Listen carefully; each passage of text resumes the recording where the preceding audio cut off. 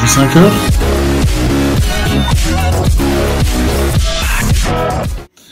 Non, alors sur les études PISA, ce que ça montre, c'est que les bons en France sont bons, et même très très bons.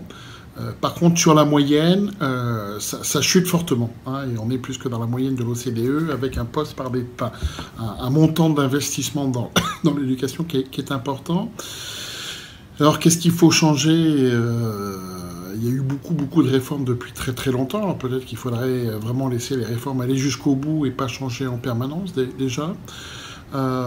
Et puis si on se base par rapport au modèle qui fonctionne bien, c'est-à-dire le modèle finlandais, où il y a quasiment toutes les semaines une délégation d'un pays qui va voir pourquoi ça marche bien en Finlande, le modèle singapourien, bon, on s'aperçoit qu'il y a quand même quelques éléments clés qui reviennent. C'est l'autonomie laissée aux responsables d'établissement, et l'autonomie dans sa gestion, dans son recrutement, dans sa sanction. Et puis, c'est une plus grande liberté pédagogique, c'est une grande réflexion sur l'aménagement du temps de travail de l'étudiant. Alors, il y a une grande réforme en cours depuis quelques années, mais c'est vrai que c'est plutôt une volonté politique et ça n'a pas été préparé. Donc, je crois qu'on est plutôt dans des solutions de bon sens. Et puis éventuellement une question à se poser, de dire quelle est la mission de chacun des niveaux de notre système d'éducation.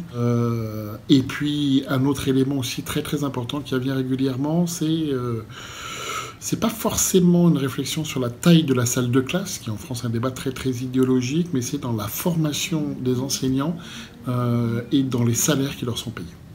Et puis, mais après, une opinion toute personnelle, je pense qu'à un moment donné, dans l'éducation, il faut qu'on arrête d'avoir de l'idéologie et qu'on ait du bon sens, qu'on laisse les gens donc du terrain savoir un petit peu ce qu'il en est. Et puis encore une fois, avec cette notion d'autonomie, alors autonomie ne veut pas dire indépendance, mais peut-être de se dire, oui, il y a des niveaux, il y a des choses importantes à savoir à la fin de chaque niveau. Par contre, au niveau local, chacun est libre de l'organiser.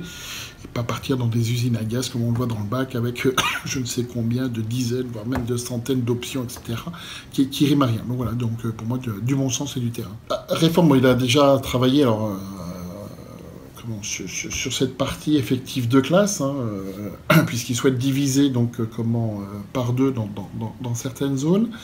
Alors, ce qu'il faut savoir, c'est que Jean-Michel Blanquer est un fin connaisseur de l'éducation, et qu'il a été recteur de Guyane, recteur de Créteil, et il a été également DGESCO, qui est une sorte de directeur général des services du ministère de l'Éducation nationale sous Luc Châtel.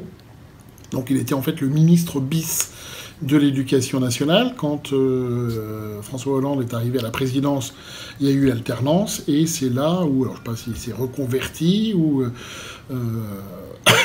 à l'ESSEC, après avoir échoué comme directeur de l'IEP. Alors, quand je dis échoué, il voulait devenir directeur de Sciences Po Paris, mais le poste lui a échappé, et donc devenu directeur de l'ESSEC. Donc sa connaissance, il est arrivé dans notre monde des grandes écoles que tardivement, et en ayant avant quand même beaucoup de connaissances de ce secteur. Il est considéré comme un homme d'innovation, d'expérimentation. Hein, vous pouvez d'ailleurs, je l'ai interrogé dans mon blog le 15 décembre, je regardais avant que vous arriviez, sur son livre. Il a beaucoup publié. Il était proche de Juppé, et donc quand à l'automne ou fin de l'été, Juppé était quasiment sûr d'être élu et président, son nom circulait déjà, puis après ça a un peu disparu. Et puis avec l'élection d'Emmanuel Macron, son nom est revenu en disant il est compatible, et surtout c'est un très bon connaisseur du monde éducatif. C'est à relativiser encore une fois, c'est pour ça que je veux parler de son parcours, c'est uniquement sur les 5 dernières années. Je crois que c'est une belle reconnaissance pour nous, hein, parce que les écoles de commerce, les écoles de management en France sont victimes de luttes idéologiques, donc de montrer que finalement il peut y avoir des beaux parcours dans les directeurs. Ensuite, autre avantage que je vois, il aura une vision complète de la maternelle jusqu'aux grandes écoles. Alors son portefeuille ne comprend pas l'enseignement supérieur, qui est confié donc à Frédéric Vidal.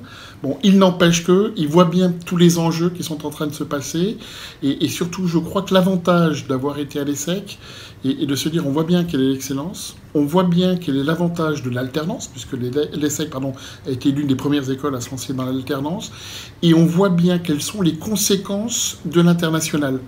Ma grande inquiétude en ce moment, et je le publie relativement souvent, c'est de dire que notre système d'enseignement supérieur est en train de se déliter.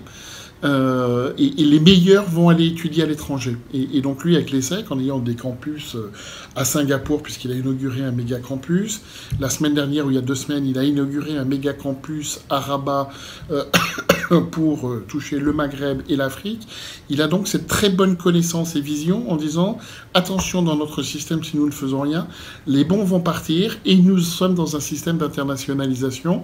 Et puis, de l'autre côté, bah oui, un système grande école en France est un système qui fonctionne bien, donc ça peut marcher. Bah, déjà, le premier avantage, parce qu'il y a un peu de jalousie de ma part, j'ai vu qu'il avait eu 9000 followers de plus sur Twitter en 48 heures. Donc, ce qui me rend très très jaloux. Vous savez, il y a un classement et je suis juste après, donc comment la réponse est non. Je suis bien à Grenoble. Je ne suis pas un homme politique, je suis un homme de conviction en matière d'éducation, et je suis, moi, un homme qui connaît bien un segment très particulier de l'enseignement dans l'enseignement supérieur, que sont les business schools, et donc je serais malheureux, et donc je suis plutôt utile, enfin si d'aventure je peux parler ainsi, en étant à ce poste, en contribuant par des conférences, par mon blog, par tout ce qu'on fait ici, plutôt que d'aller me perdre dans la politique.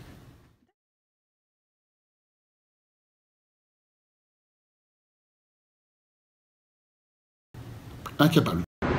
Et là, c'est le drame.